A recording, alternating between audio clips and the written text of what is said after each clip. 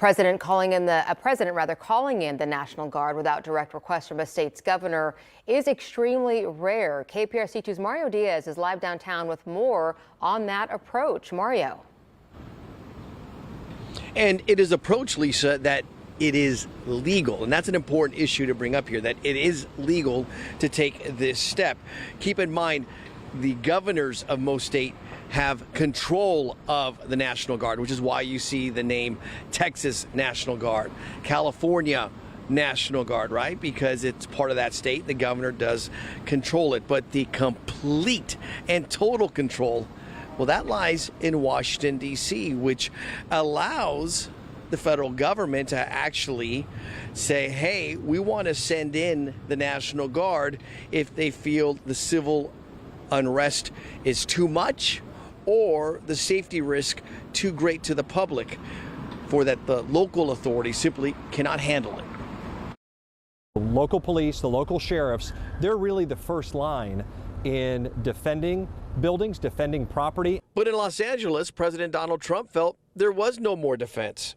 So he took a rare but legal step of sending in the National Guard for law and order. A step that President Lyndon B. Johnson of Texas took in 1965 during the 5-day Selma March, only he did it for the defense of civil rights. Two presidents, two different political parties, same rare approach. It is certainly unique in a historical context, but we also don't know what those communications were or how they may have broken down. Ryan Patrick was the U.S. attorney based in Houston during the peaceful George Floyd March 5 years ago.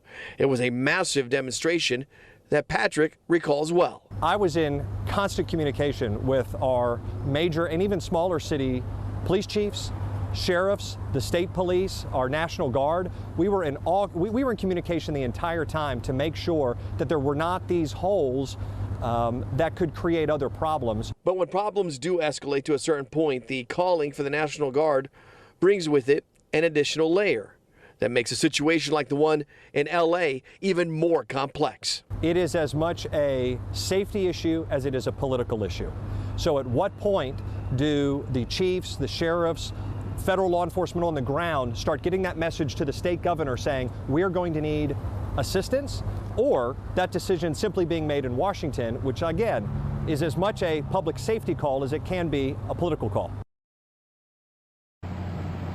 And speaking of political calls, I had one about 90 minutes ago with the man who calls that building behind me, Houston City Hall, his business office, and that is Mayor John Whitmire. We talked about the situation in L.A. He says that he and obviously HPD and others have been seeing what they have captured on the news there, but he also said that in Houston we're much different. As he pointed back to the George Floyd protest, it was a very peaceful march.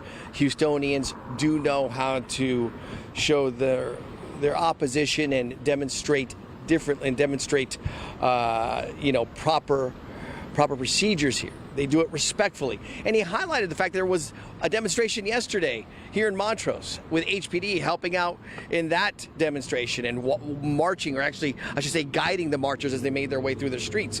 I bring this up because there is a planned march for Saturday, a National Day of Marches, according to law enforcement experts that I've spoken with. We'll have more on that taking place here in Houston coming up at 4:30. That's the very latest in downtown at City Hall. Mario Diaz, KPRC2 News.